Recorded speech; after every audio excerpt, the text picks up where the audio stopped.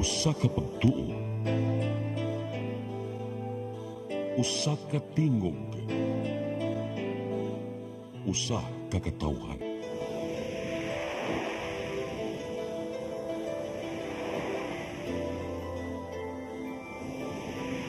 Cebu Catholic Television Network.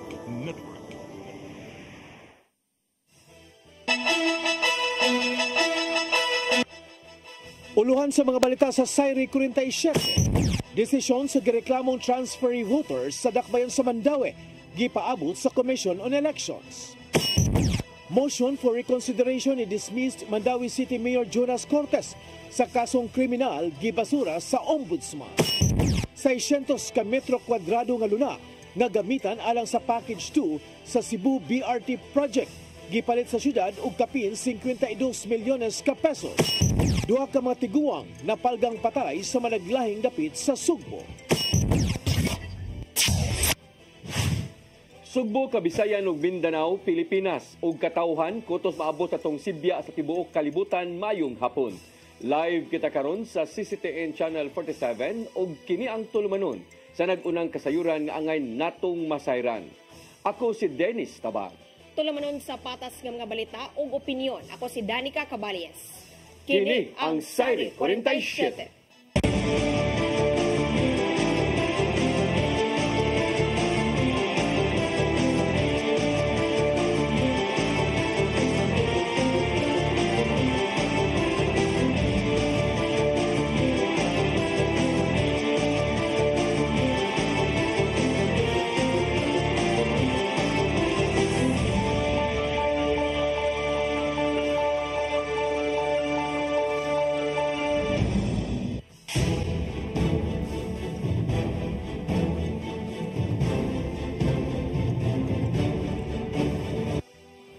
O karon sa kompletong detalye sa atong mga balita, Commission on Elections magpaabot pa sa desisyon sa Korte kabahin sa gireklamo nga moabot sa 600 ka mga botante sa Mandaue o giklaro usab ang COMELEC sa lagda kabahin niini.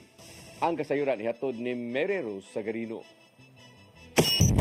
Gikwestiyon ni Ernie Manatad ang kanhi kapitan sa Barangay Subang Dako og nilansar pagkakonsihal sa Mandaue ang registration sa moabot sa 600 ka mga transferee voters sa syudad. Matud ni Manatad nga maong flying voters dili mga residente sa Mandaue base sa ilang gihimo nga verification. Gani wala na kaila usab ang mga residente sa lugar din ilang gitudlo nga address. Tungod ni ini nipasaka og petition for exclusion si Manatad batok sa 600 ka mga botante. Siya nipasaka sa kaso ngadto sa Municipal Trial Court of Cities naghangyo sa pag-exclude o dili pag-apil sa maong mga transferees sa listahan sa mga botante atol sa eleksyon. Sa iyang bahin, si Attorney Ana Flor Guhilde, ang election officer sa COMELEC Mandaue, ni klaro sa lagda sa pagboto. Base sa COMELEC resolution, ang rekisitos aron makaparehistro kinahanglang 18 anyos ang edad pataas. Lumulupyo sa Pilipinas sud sa labing minus usa ka tuig o unom ka buwan sa dapit diin siya nagsugyot nga mobutara. Matud ni Guhilde nga ang unom ka buwan gikan sa panahon sa eleksyon og dili atol sa registration. Nahuman ang voter registration ni ato pang Setyembre ni aging tuig. So kung mo count backwards from election day atong Mayo, so that's around November. So mo na ang 6 months residency. So meaning pagrehistro niya atong September, posible wala pa siya nagpuyo gani sa Mandaue. Pero by November, diha pa siya mobalhin sa Mandaue. Matud ni Guhilde nga ato sa registration ang rekisitos maulang ang pagpakita og bisan unsa nga balido nga identification o dokumento. So kung ikaw na makaka, that is your liability, no? Unya kami mudawat pud mi sa imuhang open declaration nga you said you are a resident of Mandaue. Kuan ba na ato ang registration, voters registration record kanang under oath? Kabahin sa petisyon pagwagtang sa pangan sa mga botante sa listahan. Mato ni Guhilde nga sila magpaabot og mutuman kung unsa man ang desisyon sa korte. Si Manatad ang nipasaka og kaso batok sa mga botante og nirepresentar sa Team Mandaue. Matod ni ini nga ang maong gidaghanon makaapekto na sa resulta sa eleksyon. Mary Rose Sagarino, CCTN News. Motion for reconsideration ni dismiss Mandaue City Mayor Jonas Cortes sa kasong kriminal tungod sa isyu sa batching plant gibasura sa Ombudsman. Samtang Cortes o Mayor Glenn Bersidi miduso og laing memorandum pagsuporta usab sa ilang position paper nga giatubang nga kasong usurpation of authority. Ang kasayuran ihatod ni Mary Rose Sagarino. Gikatakdang mo siyang og apilar si dismissed Mandawi City Mayor Jonas Cortez ngadto sa Korte Suprema kabahin sa iyang kasong kriminal. Kinihuman gibasura sa Ombudsman ang motion for reconsideration ni Cortez sa criminal aspect kabahin sa isyu sa Supriya Philippines o sa kabatching plant nga giingong gitugtan ni Cortez sa pag-operate gikan sa tuig 2020 hangtod sa tuig 2022 bisan sa kakuwang sa permit. Makahinumduman nga niadtong Setyembre niaging tuig ang Ombudsman nisangat og kaso kalapasan sa Section E sa Republic Act 3019 o Anti-Graft and Corrupt Practices Act batok kang Cortez. Sa resolusyon ang Ombudsman miingon nga ang ebidensya nga gipresentar sa kaso nagpakita nga si Cortez adunay dautan nga tinguha og nagpabaya pinaagi sa pagtugot sa batching plant nga mag-operate bisan sa kakuwang sa sanitary permit, environmental clearance ug business permit. Giingon nga ang batching plant nakahatag og hulga sa panlawas sa mga nagpuyo duol sa dapit. Sa wala pa ang pagpasaka og kasong kriminal sa Ombudsman, napasakaan usab si Cortez og administrative case sa susamang issue sa batching plant sa mga residente nga sila si Ines Corbo, ni Cesario ug Julia Narte. Kini ni sangpot sa pagka-dismiss sa katungdanan ni Cortez, din adunay accessory penalty nga perpetual disqualification. Sa iyang bahin ato sa press conference kaganinang buntag, si Cortez niingon nga siya mosangat og apilaran ngadto sa Korte Suprema. Because we have seen that the Supreme Court is an institution nga nagpabilin nga impartial. And it remains beyond political influence.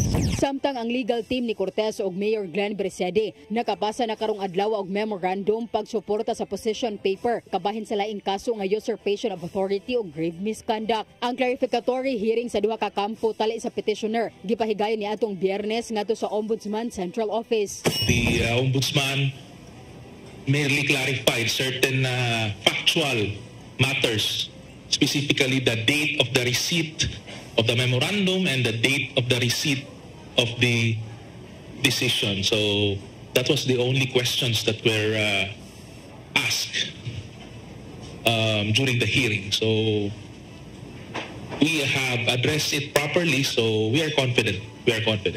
Ang usurpation gisangat sa mga residente sa Mandawi nga sila si Karina Labo sa Barangay Pagsabungan ug Lea May Menyoza sa Barangay Lower Tabok. Sila ni pasangil kang Bersede og Cortez og usurpation of grave misconduct dihang matud pagitugtan ni Bersede. Si Cortez nga makapadayon sa pag-alagad isip mayor bisan matud pa sa gipatuman nga suspension sa Ombudsman. Galibog ko ang target ako naman po. They want to hold the City Hall. Mali akong pagtuhay na yung opinion na. Ako'y nagkuhan sa uban yung opinion, basta akong pagtuho gusto din sila mulingkod sa City Hall. Kay ang kapaspas, o kung sa kapaspas ang kang Mayor Jonas, mao sa dalako, kay kaming buhat katubang o kaso. Mary Rose Sagarino, CCTN News. Nahukman sa Supreme Court nga guilty si Municipal RTC Branch 256 Presiding Judge Romeo Buenaventura tungod sa dili maayong paghupot sa drug case ni kanhi Senador Laila De Lima. Sa giluwatang resolusyon na pamatud-an nga nakalapas si Buenaventura sa kasong simple misconduct ug neglect of duty. Tungod niini, gipamulta si Buenaventura og 18,000 pesos alang sa misconduct ug laing 18,000 pesos alang sa neglect of duty. Mipayamangno ang Korte Suprema ngadto sa judge nga mag-atubang og mas bugat nga silot kung usbon ang nahimong binuhatan. Namugna ang maong desisyon human nireklamo ang mga abogado ni De Lima sa giingong pagdelatar sa kaso ni De Lima. Kinsang isaway sa drug war sa nakalabay lang administrasyon.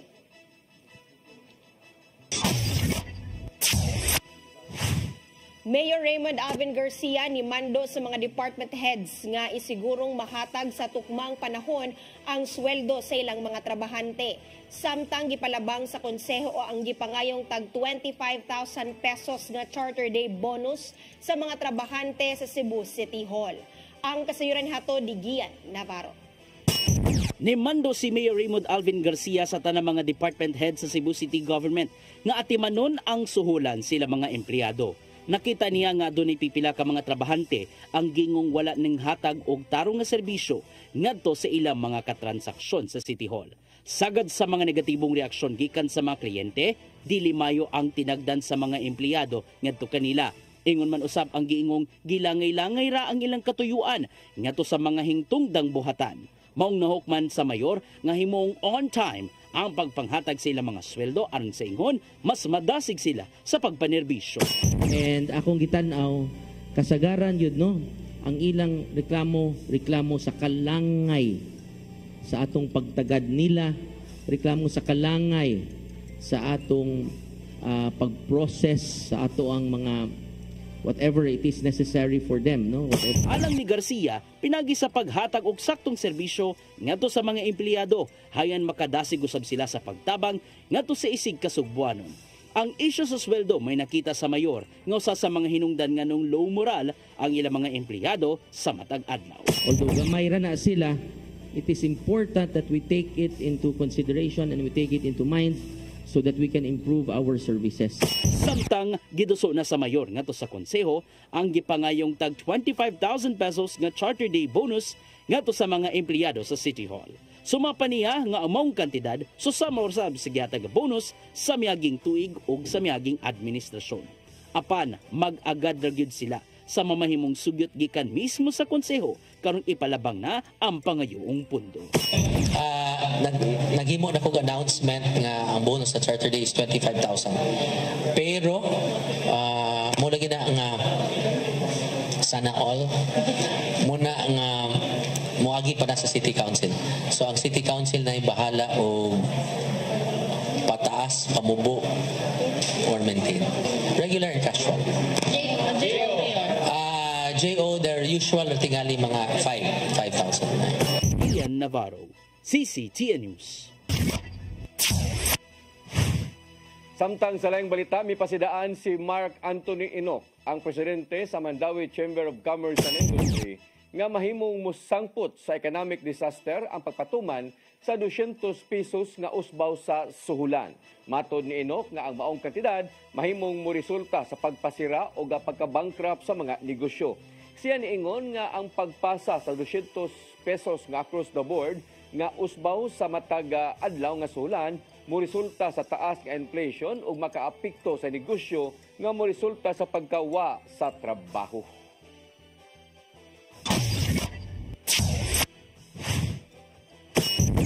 Mosunod, 600 ka metro kwadrado nga luna nga gamitan alang sa Package 2 sa Cebu BRT Project. Gipalit sa syudad og kapin sa 52 milyones ka pesos. Kana og daghan pa mga balita sa pagbalik sa Sayre 47.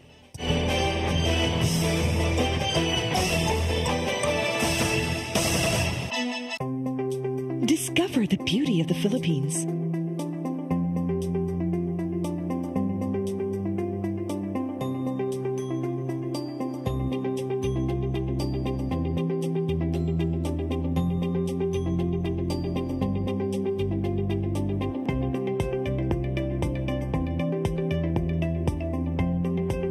With Philippine Airlines, the country's flag carrier.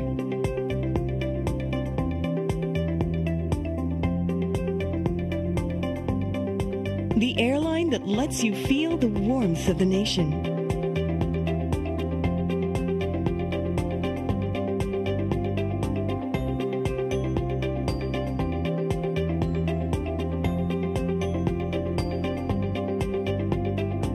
Mabuhay!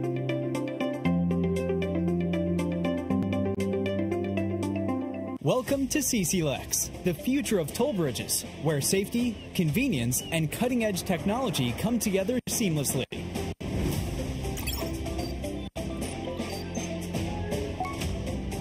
Cebu-Cordova Link Expressway is your state-of-the-art modern toll bridge, a true marvel of engineering, where its towering beauty meets functionality, redefining your travel experience.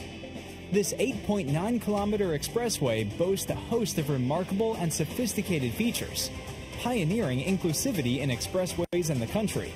Our commitment to quality is unwavering. The road surface of our toll bridge is engineered to perfection, providing a smooth and comfortable driving experience. Raises the bar of the lifestyle of people around us. Experience the future of toll bridges with us.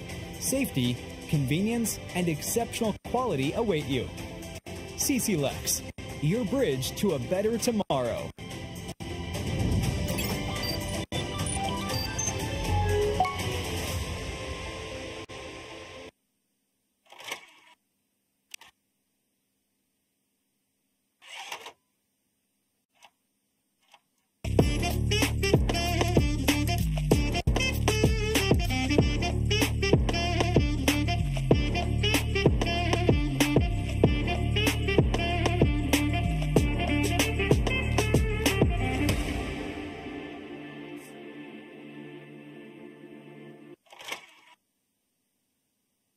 Your path to a new start. Nutrition, Exercise and elimination. water, Sunlight.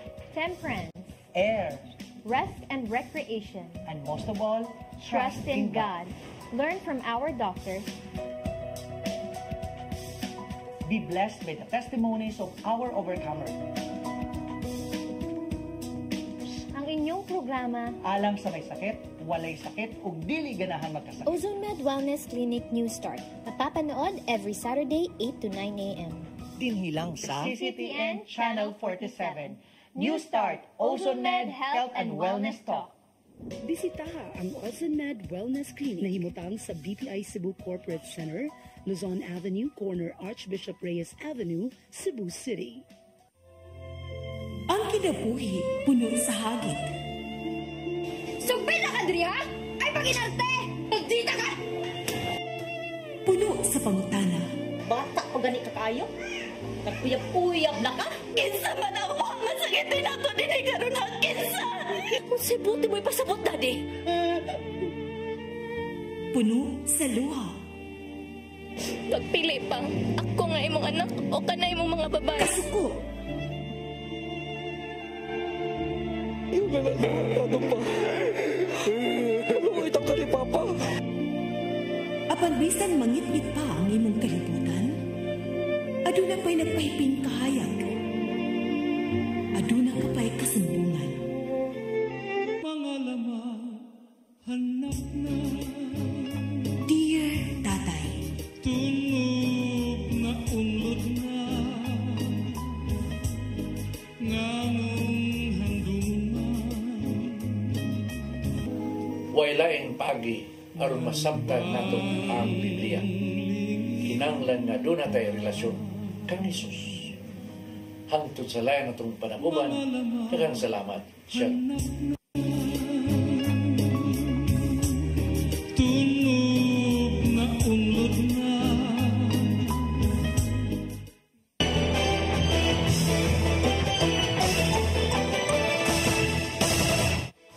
Balik sa ato mga balita, gipalit na sa Cebu City Government ang pipila ka mga luna sa barangay Mambaling nga tukuran sa Package 2 sa Cebu Bus Rapid Transit Project. Nagpinirmahay karong adlaw silang Mayor Raymond Alvin Garcia ug mga tag-iya sa mga luna alang sa Memorandum of Agreement o Deed of Absolute Sale sa mao nga luna. Nasayran nga adunay pagtugot gikan sa Cebu City Council ang pagpalit sa mga luna nga gikatahong anaa sa kapin 600 square meters ang gidakon. May kantidad kini ang tanan og 52.2 milyones ka pesos aron gamiton ang mao nga proyekto.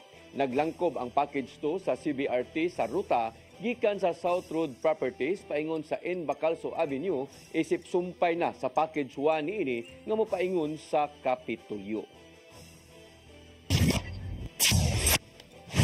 Gikatakdang mobalik si Cebu Auxiliary Bishop Midifield Billones sa Iloilo isip bagong arsobispo sa Jaro.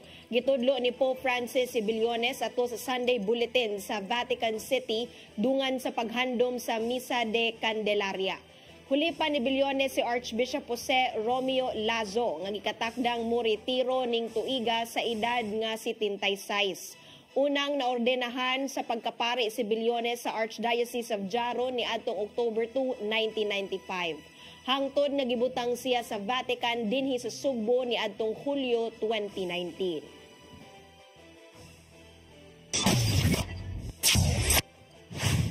Lalaki sa Dakbayan sa Naga nga gituoang nang hilabot sa iyang stepdaughter mitahan sa National Bureau of Investigation. Una na nga nadakpan og nisuway kini sa pagtion sa armas sa iyang agtang ang mao nga lalaki human na bulgar ang duha ka tuig niya nga binuhatan. Ang kasayuran ni hatod ni Gian Navarro. Mismong ang kadagkuan sa National Bureau of Investigation ang nangunay sa pagsikop ning usa ka 27 anyos nga lalaking taga-syudad sa Naga kinsang gituohang ng logos sa 16 anyos niyang stepdaughter.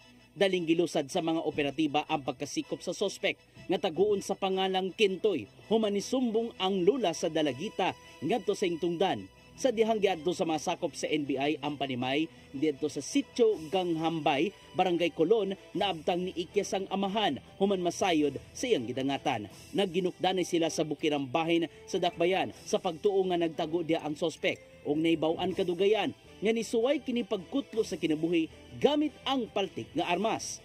Daling nibalik ang mga operatiba sa NBI pagkaugma sa panimay human masayod nga niuli ang maong lalaki ug didto na mitahan. Sumapa ni NBI Director Retired Judge Jaime Santiago nga duha ka tuig nang gibuhat sa hardware store driver nga si alias Kintoy ang pagpanamastamas ngadto sa kaugalingong anak-anak. Maong nalusad ang operasyon human katapusang gihilabtan sa suspek ang biktima niadto pang Sabado sa buntag. Commit suicide. Baril sa sarili using a caliber 22. I don't know kung ano yun, altik or whatever, but mabuti, hindi tumagos sa kanyang bungo. Nasusausab sa pasiyo ng investigasyon nga naitabo ang maong pagpanglugos sa higayong manarbaho og sayo ang inahan. We were informed by the barangay officials that he went back to his house. Pero nga, pagkadating namin doon, sir, na siya dito, baon na bala. Naagta na lang sa mga otoridad nga samaran ang agtang ni alias Kintoy, mong gidala kini sa Vicente Soto Memorial Medical Center. Samtang gipaubos sa operasyon, diyan na ang kunon sa dinakpan ang binuhatan, pinagi sa extrajudicial confession. Hindi kailangan ang medical examination in rape cases, actually. Ganun ba? Yes. The declaration of the victim is enough. Sufficient na yung statement ng victim. Kasong qualified rape ang giandam sa NBI batok sa amahan, samtang giatiman sa DSWD ang dalagita. Resulta kini sa subsub nga pagpakgang sa NBI ngadto sa mga pagpangabuso nga mahitabo sulod mismo sa panimay. Let me add something. Yung violence against women is a primary jurisdiction ng NBI. Isa yun sa mga crimes na kami ang may primary jurisdiction. Ian Navarro, CCTN News. Pagsumpo sa mga pogo sa nasod hingusgan pa sa kadagkuan sa National Bureau of Investigation. Usa sa ilang gisubay ang posibleng koneksyon sa pagpang-espiya sa seguridad sa nasod. Ang kasayuran hatod pagbalik ni Gian Navarro. Karong illegal na ang Philippine Offshore Gaming Operations kun pogo. Pakusgan pa sa National Bureau of Investigation ang pagsumpo nini sa managlaing bahin sa nasod.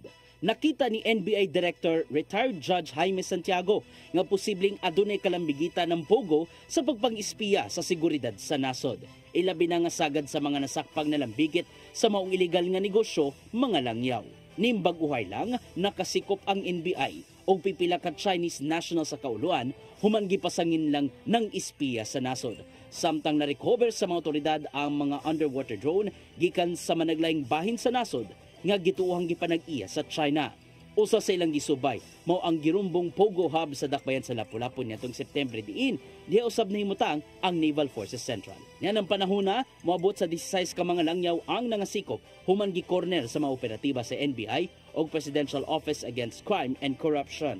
Nag-report na sa akin si Abdi regarding that matter. Ano muna yun, confidential muna, no?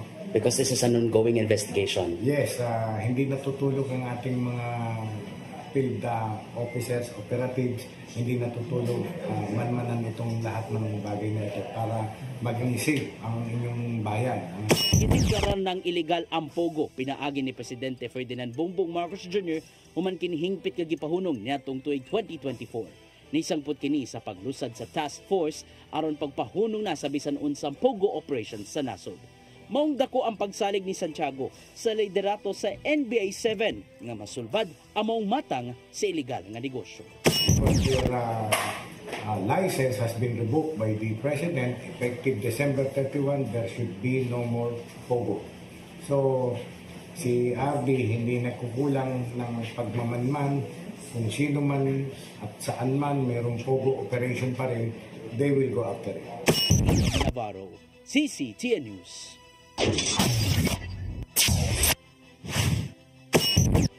Mosunod, duha ka mga tiguang napalgang patay sa managlahing dapit sa Sugbo. Kana og daghan pa mga balita sa pagbalik sa Sayre 47.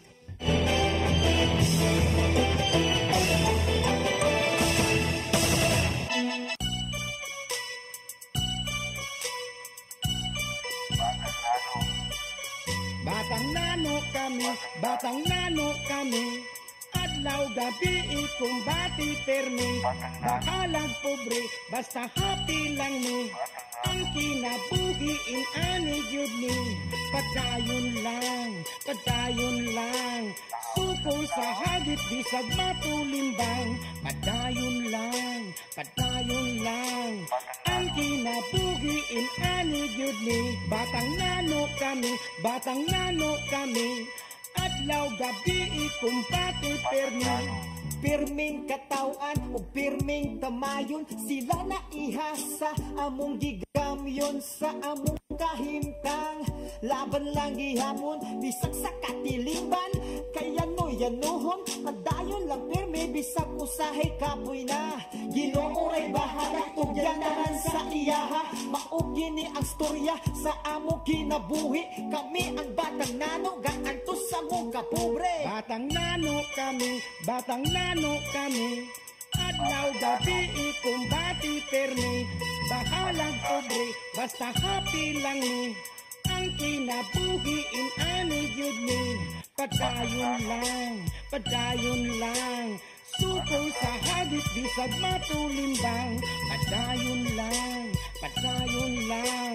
ang kinabuhiin ani gyud ni, sa matag adlaw na pagsuway among ang kayanon, kinahanglan nga anaron among kaugalingon, maning kamot kada adlaw para lang na ay makaon, mga kwarta lang gamay kami na magmalipayon, padayon lang perme bisag usahay kapoy na, Ginoo ray bahala itugyan tanan sa iyaha, maugini ang storya sa among kinabuhi, kami ang batang nano gaantos sa mong kapobre, batang nano kami, adlaw gabi ikumbati permi, bakalang pobre, basta happy lang ni, ang kinabuhiin ani gyud ni,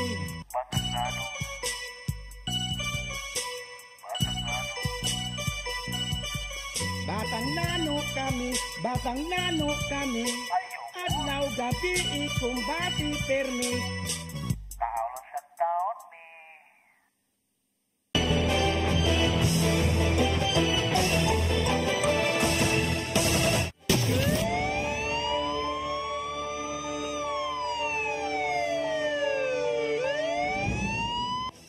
Balik sa ato mga balita, 83 anyos nga lola napalgang patay sa iyang karaang panimay nga nabuwag na ang ulo sa lawas sa Bukirang Barangay dito sa lungsod sa Dumanhog. Kapulisan nagtuo nga giatake sa kasing-kasing ang maong tiguang apan kabanay nagdudang adunay laing tawo nga nipatay niini. Ang kasayuran ihatod ni Arnold Bustamante.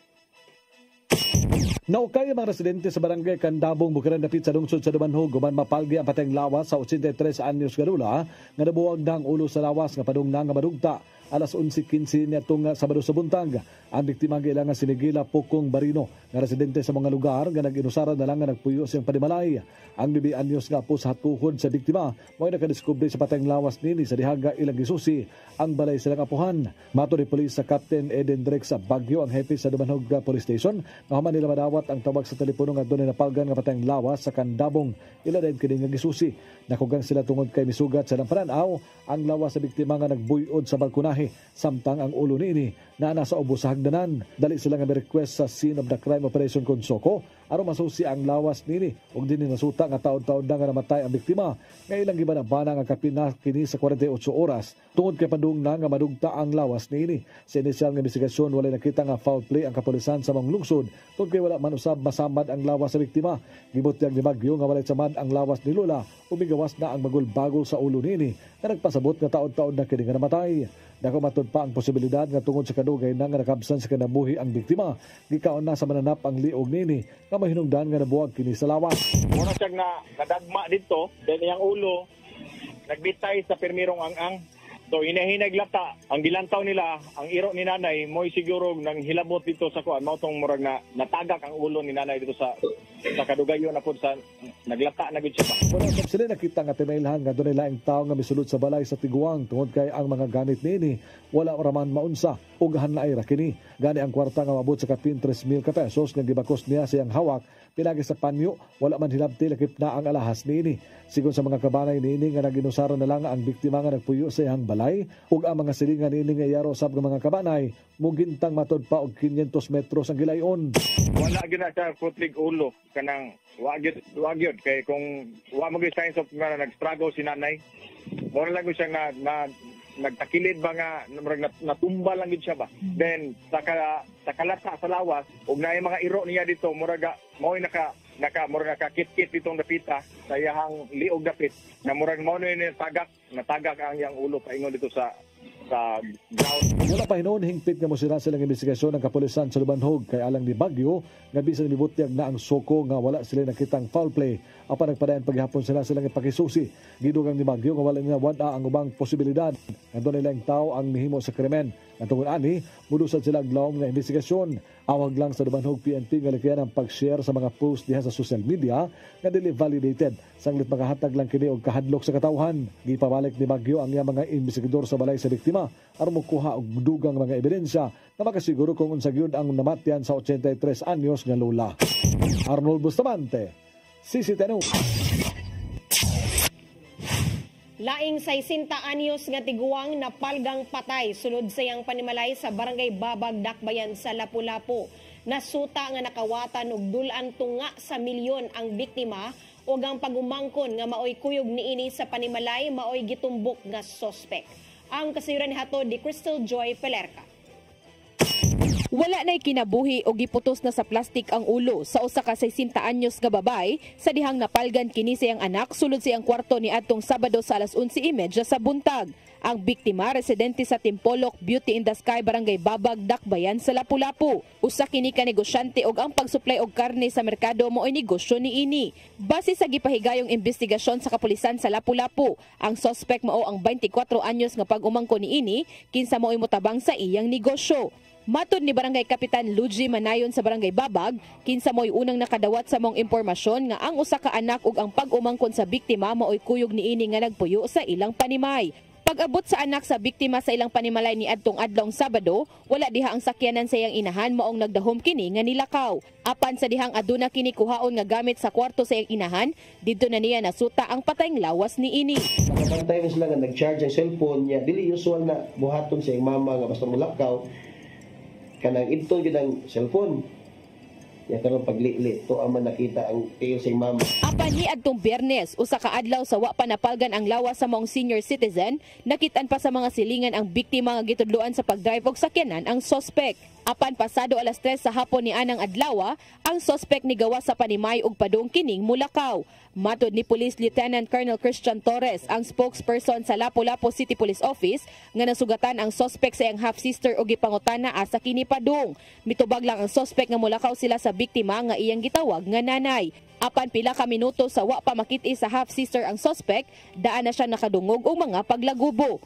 Based sa affidavit nga i-execute aning atong witness kaniyang half-sister nga nakadungog siya lagubo sa taas prior siya na istorya niya igsoon nga padung lakaw. Nakuha sa CCTV footage sa Barangay Babag ang pagsakay sa suspect sa sakyanan nga gipanag-iya sa biktima ug nasubay nga didto kini gipark sa Mactan Cebu International Airport. Ang mga manifesto sa tumakuha na to is nisakay din siya padung Manila. Plano din siya. Nakita yun ang yung manifesto. Nisakay siya alas 10 pasado sa gabi going to Manila. And meaning na is sign of guilt na yan. Life is a sign of guilt. Sa resulta sa autopsy sa lawas sa biktima, aphasia due to strangulation ang gikamatyan niini ug nakita nga aduna kini mga samad sa tangkugo ug sa iyang mga bukton. Sa gitan-aw nga motibo sa kapulisan, posibleng pagpangawat lang mo'y tumong sa suspect tungod kay nawala ang dulan tunga sa milyon nga kwarta sa biktima, apan posibleng naalanganin kini hinungdan nga iya kining napatay. Every end of the month kato 31 nito nitabo, meaning ato nakakolekta gid ang iyang mama sa merkado mo kabat kinyo ko 1 million every month. So ang ribok nawala? Wala mo ginabili nito sa gamay. Kasong robbery with homicide ang ipasaka batok sa suspect nga hangtod karon padayon pang gipangita. Crystal Joy Felerca, CCTN News. Kapin sa 15 milyones ka pesos nga kantidad sa illegal nga drogas nasakmit sa kapulisan sa dakbayan sa Sugbo sa tibuok buwan sa Enero karong tuiga. Hipi sa Cebu City Police Office ni pasalig nga magpadayon ang ilang subsob nga anti-criminality operations subay na sa nagsingabot nga eleksyon karong Mayo. Ang kasayuran ihatod ni Arnold Bustamante. Sa tibok buwan sa Enero, nakasakmit ang Cebu City Police Office og dulaan sa 15.6 milyones ka pesos nga balor sa illegal nga droga sa tol sa subsub nga anti-criminality and law enforcement operation. Sa mga buwan nakasikop ang kapulisan og 558 ka mga suspitsado sa lain-laing kaso. Sa lato sa ipahibaw ang CCPO, nakalusan na sila og 175 ka mga anti-illegal drug operations na may resulta sa pagkasikop sa 256 ka mga drug personalities ug pagkasakmit sa 15,599,540 nga balor sa illegal nga drugas. Nakaembargo sab sila og 36 ka mga armas ka lisensya. Din ang mga naghupot nini napasakaan ang tukmang kaso sa karapasan sa Republic Act 10591 kun illegal possession of firearms ug karapasan sa Comelec gun ban. Samtang mula usab magpaulahi ang ilang kampanya batok sa mga wanted persons. Din nakasikop sila og 71 ka mga pinangita sa balaod human malutsan og mga warrant of arrest. Mato ni Police Colonel Enrico Figueroa, ang acting city director sa Cebu City Police Office, nga padayonon pa nila ang pagpatuman sa public safety and order sa siyudad sa Sugbo subay sa nagsingabot nga national ug local election sa Mayo 2025. Ang kapulisan sa Repen Sugbo determinado silang katuyuan pagpakigbatok sa krimen o mupalambo sa kalidad sa kinabuhi sa mga Sugboanon. Ang subsub nga anti-criminality operations disenyo kini pagpugong sa krimen nga mahitabo sa dakbayan sa Sugbo. Arnold Bustamante, CCTN. Lalaki nga giilang high-value individual uban sa iyang hinigugma nga usa ka sakop sa LGBTQ nadakpan sa buy-bust operation ni atong Sabado sa Dalan New Alviola, Villa Gonzalo, Barangay Tejero ning dakbayan sa Sugbo. Nasakmit gikan nilang Clark Santo Domingo Dinoy, 26 anyos alias Kla-Kla, taga sitio Vigon ug sayang hinigugma nga si Jerome Rucasiano, 24 anyos alias Cherry, ang pinutos nga shabu nga motimbang og 100 gramos og mobalor og 680,000 pesos. Samtang nadakpan usab sa laing buy-bust operation ang kanhi kapitan sa usa sa mga barangay sa Lanao del Norte sa sitio Puntod, Barangay Mambaling. Nakuha usab ni Leo Fred Ramoncito Salceto Bagol, 37 anyos, call center agent, ang putos sa gituang shabu nga mukantidad og kapin 1,000 ka pesos. Kasong kalapasan sa Republic Act 9165 ang atubangon sa mga dinakpan. Samtang laing babae nga high-value individual ang nadakpan sa buy-bust operation sa Barangay Dampas, dakbayan sa Tagbilaran, lalawigan sa Bohol kagabi. Nakuha usab gikan kang Josephine Utlang, ang 44 anyos nga taga Purok 5 Dawis Bohol, ang mga pinutos sa gituhuang shabu nga motimbang og 155 gramos nga dunay standard drug price nga kapin sa 1 milyon ka pesos. Ang operasyon kabahin sa gipatumang Oplan Limpio Tagbilaran nga mao'y sentro karon sa ilang komprehensibo nga anti-crime initiative. Kalapasan sa Section 5 o Section 11 sa Article 2 sa Republic Act 9165 ang giandam nga kasos batok sa maong nga suspek. 42 anyos ka construction worker naangol human gipusil sa duha ka mga sospek sa Barangay Gunob, dakbayan sa Lapu-Lapu ni adtong Sabado. Naibawaan nga ang sospek mo'y unang napusilan sa biktima tungod sa panagbingkil sa ilegal nga drogas. Ang kasayuran ni hatod ni Crystal Joy Felerca.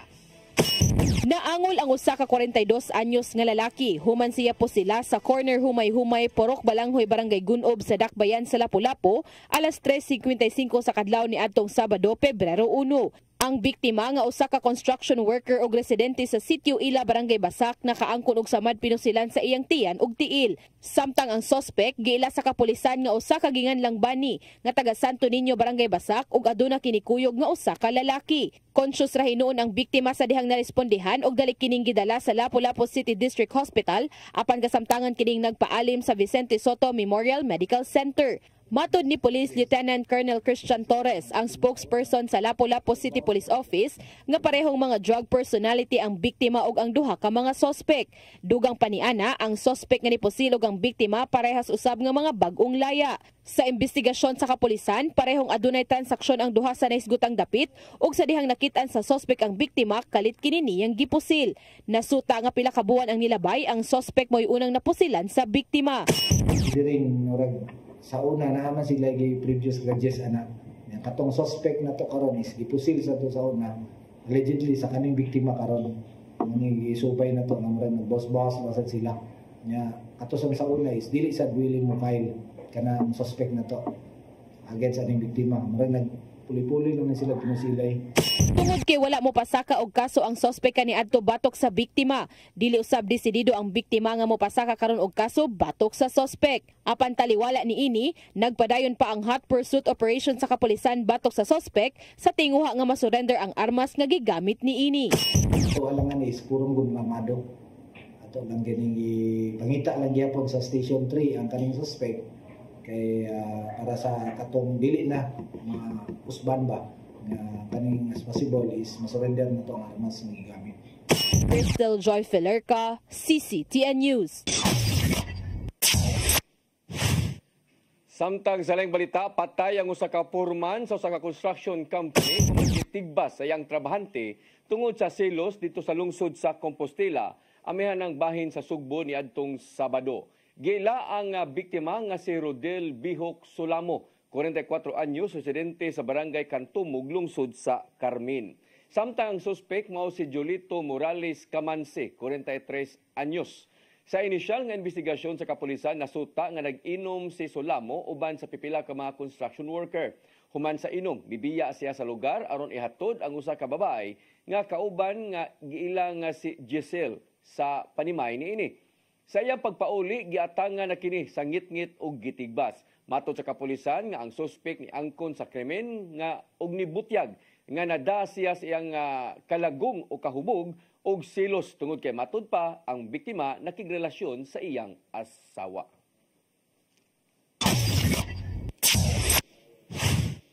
Mo kadto naglangkob sa atong mga balita sa Sayre 47, ako si Dennis Tabar.